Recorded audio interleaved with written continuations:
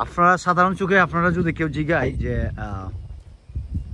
এখানে সামনে কিতা দেখতেছেন, আপনারা সবাই খুব সুন্দর চা বাগান দেখতেছেন। কথা সত্য, কথা মিশা না।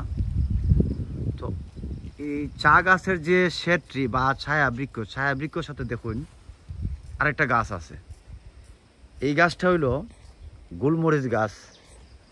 আজকে থেকে 500 বছর আগে বাংলাদেশে কাঁচামরিচ নামে কোনো জিনিস আসেন না। কাঁচামরিচ কিন্তু আমরা দেশের জিনিস না।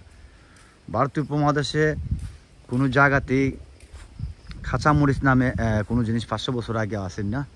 তো তখন মূলত মানুষ জালের যে চাহিদাটা মিটাইতো আদা এবং গোলমরিচ দিয়া।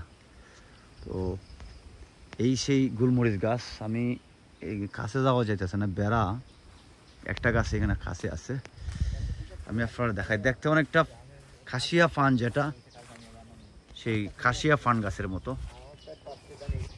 ফান গাছের মতো না, প্রায় সেমই। এই যে দেখুন, এগুলো গোলমরিচের একটা গাছ। দেখতে ফুরাফুরি লাগে। আপনি পুরা এরিয়াতে যতগুলা গাছ দেখবেন তার প্রায় 80% গাছে দেখুন গোলমরিচ গাছ লাগাই।